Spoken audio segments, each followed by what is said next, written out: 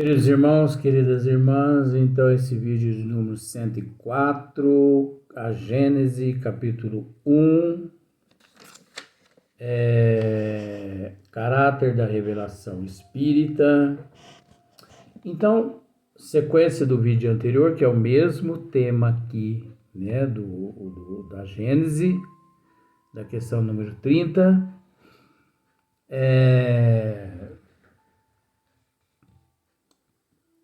o ensementador. O ensementador é o mesmo que o semeador de semente. Ele não deve se preocupar se a semente cai em meio aos espinhos e os espinhos a sufocam. Ele não deve se preocupar se as sementes caem em meio às pedras e as pedras, devido à alta temperatura do calor, venha a matá-la. A responsabilidade do insementador é semear a semente, é propagar o bem. Agora eu te faço aquela pergunta. A Gênesis é isso aí, gente. O que significa a terra fértil?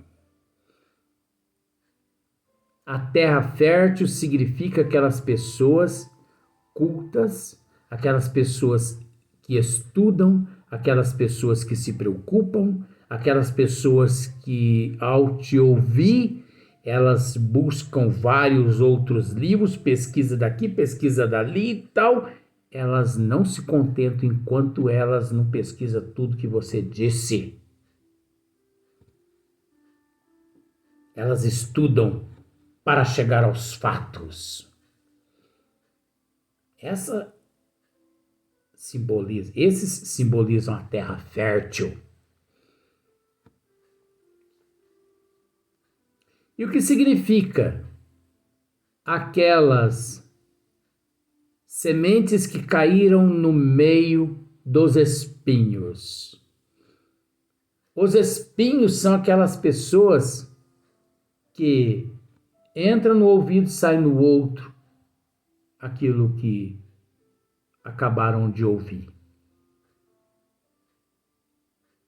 Estão ali em busca de um milagre, não resignadas e sem aceitação. Transferindo para o ombro alheio a responsabilidade de tua transformação. E ninguém é responsável pela transformação de ninguém, a não ser a própria pessoa, já que ele ouviu a forma como deve proceder e agir. Mas existem essas pessoas. Da mesma forma, aquelas pessoas, as sementes que caem no meio das pedras. O que significa semente? O conhecimento de Deus levado por alguém aos quatro cantos do mundo, porque você sabe que existe pessoas de todas as espécies. Dá para você entender o que eu estou dizendo com todo respeito?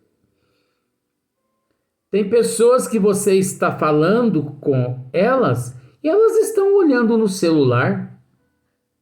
Elas estão conversando com outras pessoas.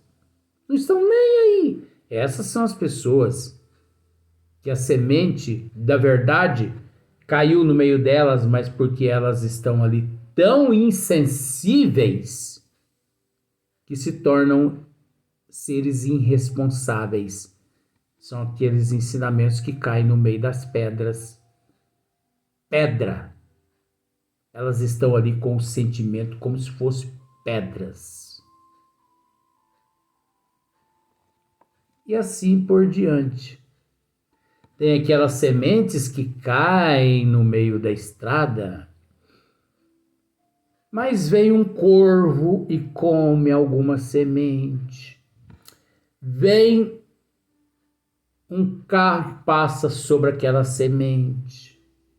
Sei que elas não produzem nada.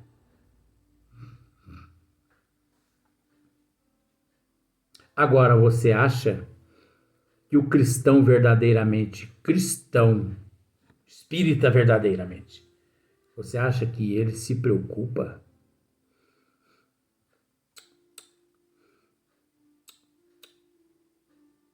Por isso, faça o teu trabalho. Arregaça tuas mangas, faça a tua parte. E não espere resultado. Você está entendendo a mensagem? Faça a tua parte e não espere resultado. Porque esse resultado, ele pode vir daqui 200, 300 anos. E se você está esperando resultado para esta existência, pode ser que você encontre-se na contramão dos desígnios de Deus. Você sabe por quê? Porque ninguém mais é tão misericordioso e paciencioso que Deus e que Jesus. Ô, gente, Jesus, depois de praticamente 5 bilhões de anos, depois de praticamente 5 bilhões de anos, olha que tempo, é que ele viu que a Terra, que ele havia dado forma a o fluido cósmico universal, junto com os arquitetos sideral, é que ele viu que a Terra já podia receber seres vivos, o que nem sempre o princípio inteligente, porque o princípio inteligente não se caracteriza em todos os seres vivos. Isso é bom que se diga. Então, você já parou para imaginar, para analisar o tamanho da paciência do Criador? Imagine se Deus, assim que nos criou, vamos usar esse termo para ficar mais fácil, batesse a mão assim em nosso bumbum e falasse assim: quero que vocês evoluam em 1 mês. Até porque para Deus não existe mês, né? E nem cronômetro. Mas para simplificar, né, gente? Imagine só. Ia nos vermos perdidos, né? Senão quanto ao progresso realizado, que todas têm o mesmo destino e alcançarão a mesma meta. Todos os seres, a doutrina dos espíritos nos esclarece. Todos os seres criados simples e ignorantes têm o mesmo destino e a mesma meta. O mesmo destino e alcançarão a mesma meta. É de extrema importância dizer isso.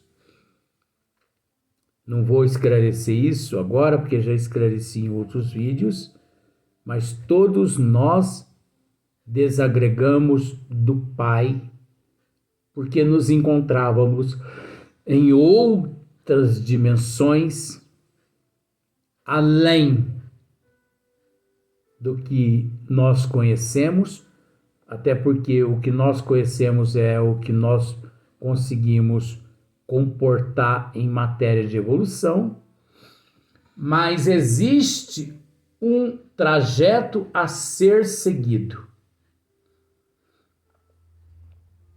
Depois que nós percorrermos todo esse trajeto evolutivo e que expandirmos, que irradiarmos,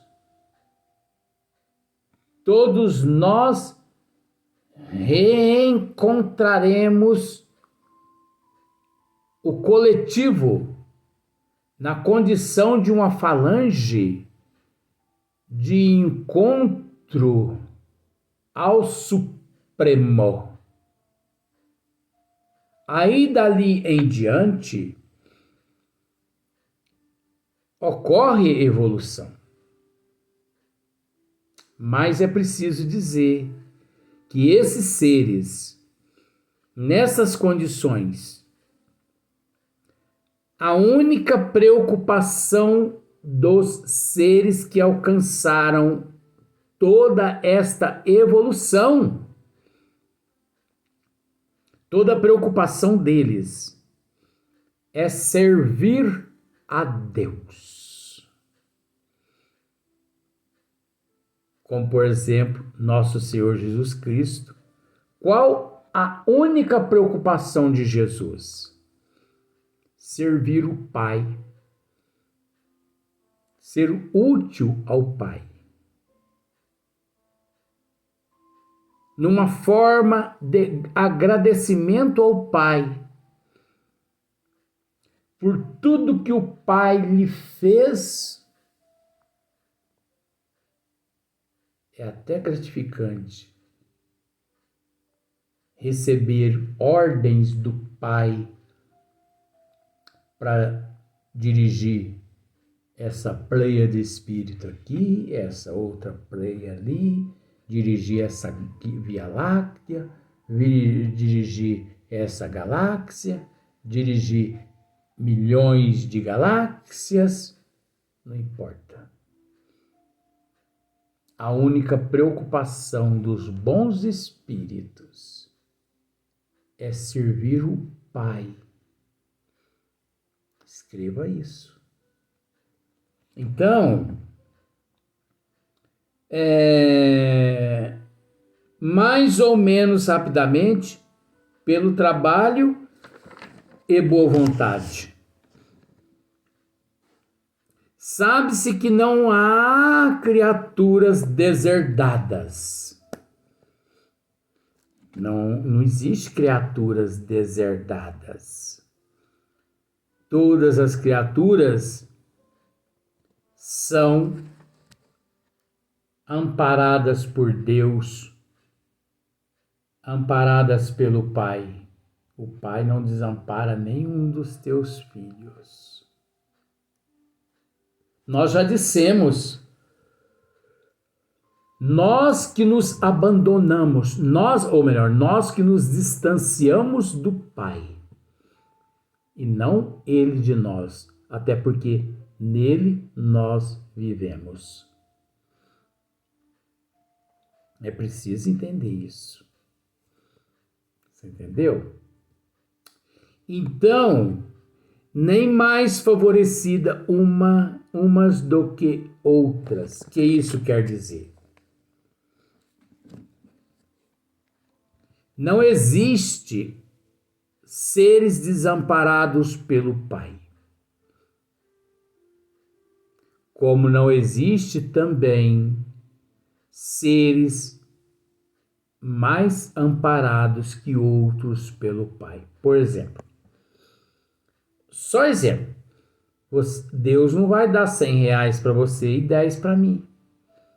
Ele vai dar 10 para todo mundo. Cada qual que trabalhe com os atributos que ele te concede. Você entendeu? Ah, porque Deus favorece mais um que outro. Você acha que Deus ama Jesus mais do que nós? O dia que ele disser assim, eu amo mais Jesus do que vocês, ele não é Jesus, ele não é Deus. Você observa a história mitológica que implantaram na cabeça dos católicos, principalmente, a história de Abel e Caim. Eu confundo lá quem é que matou alguém, mas você sabe. Então, por que um matou o outro? Porque um ali, na mitologia, um ali servia mais a Deus, agradava mais a Deus, então Deus gostava de Deus não gostava do outro. Vamos pensar por esse lado assim. Quando Deus chegava, aquele lá dava um cafezinho com bolo, né?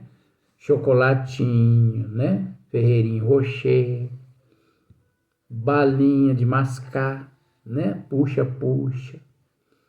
E Deus ficava ali na sombra ali, delícia. E Deus dormia, aquele ali banava ele para lá, para cá. O outro, eu não sei se é Abel, se é Caim, não sei. Eu esqueço o nome desses dois indivíduos aí. Ele não fazia nada para Deus. Ele via que aquilo ali não era certo. Mas ele ficou enciumado, então ele foi lá e pá, matou o outro. Aí Deus lhe aparece. Acho que é Abel, né? Abel, sim? Que fizestes de Caim? Acho que é assim, né, a história? Olha que Deus pobre não sabia que o Abel tinha matado Caim. Não sabia. Não é um Deus presciente, onisciente, onipotente. Eu não sabia. Eu matei ele, senhor. Ah, é? Não tá. Expulso também daqui. Pronto. Como já dissemos, né? Foi ele para uma região distante, lá esposou uma mulher, casou e constituiu família. Tá bom. Com quem que ele casou? Só se for com a macaca. Porque não existia só ele, os três, Abel, Caim, Sete, Eva e Adão? Ué, casou com quem lá? Com a macaca. Imagine só. Macaca vestida de véu de noiva. Ia dar certo, né, gente? Então, Deus não favorece ninguém mais que o outro. Tudo que Jesus possui não foi Deus que o deu. Foi Ele que conquistou.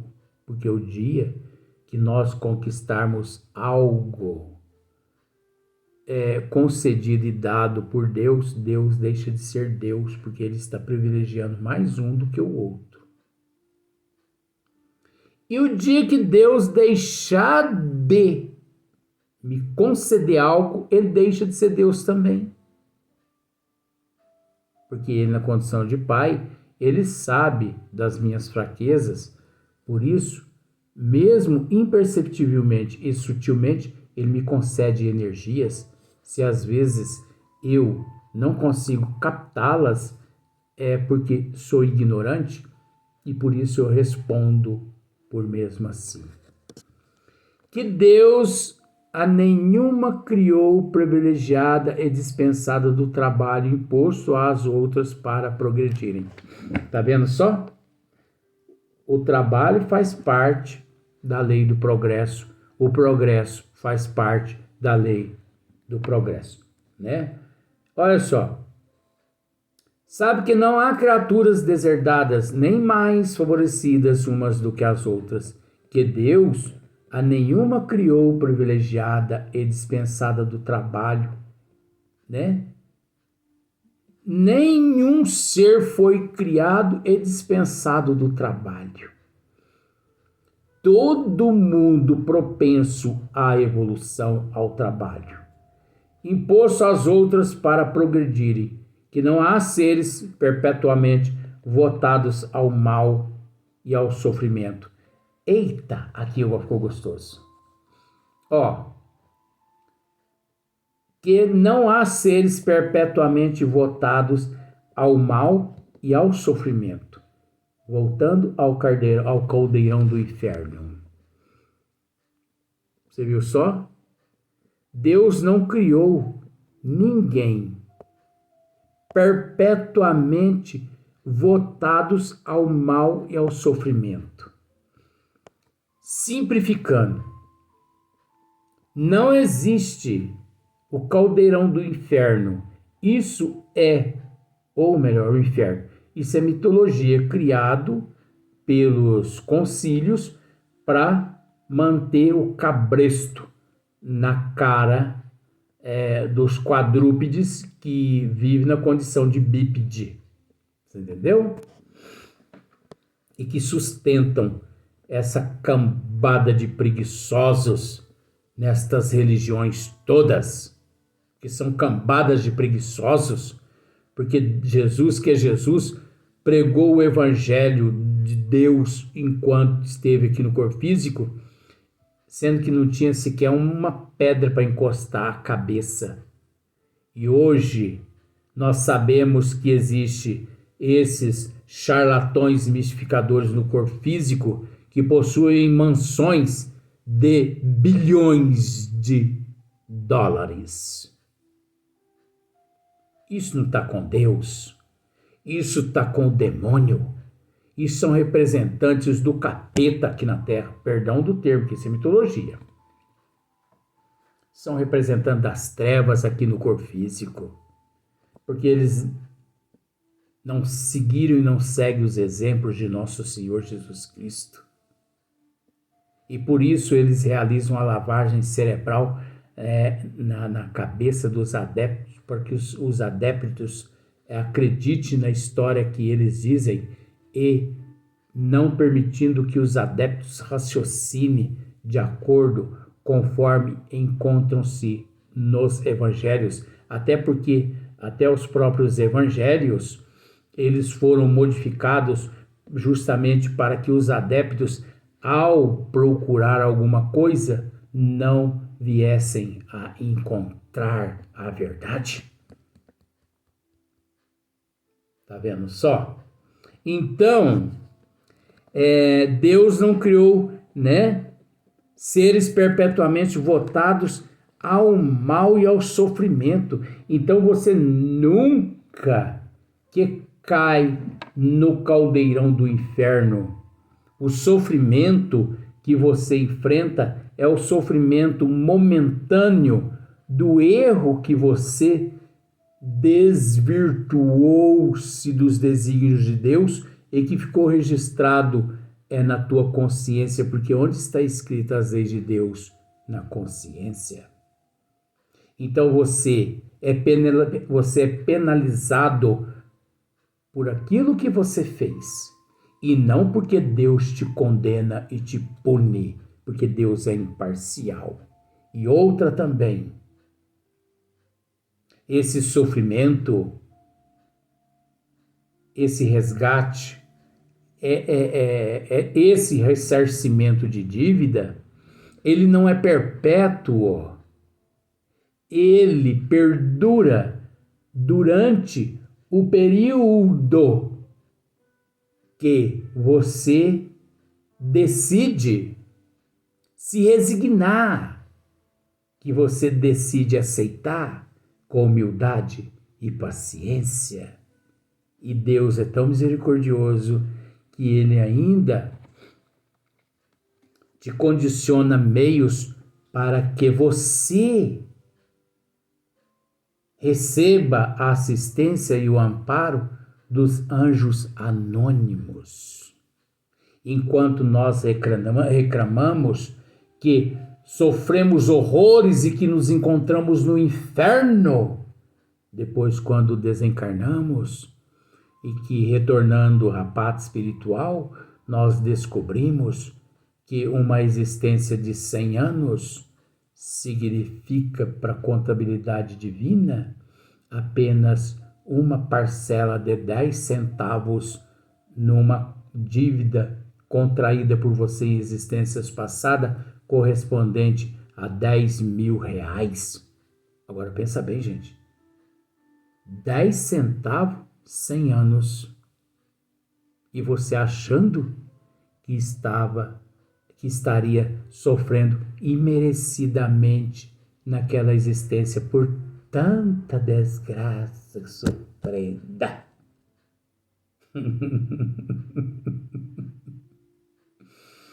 Você já percebeu, né, que marxismo não faz essas coisas, né? Mas eu, com todo respeito. Então, você vê o que o Espiritismo vem nos trazer. Você percebe o consolo da justiça divina, o amor do Pai para com os teus filhos. Enxergue aquele que tem olhos de enxergar e ouvidos de ouvir. Arregace as mangas, levante a fronte. Não desanime. A solução encontra-se à frente dos nossos olhos. Pois não se desespere. Pois não se desespere. Nós vamos gravar mais um vídeo.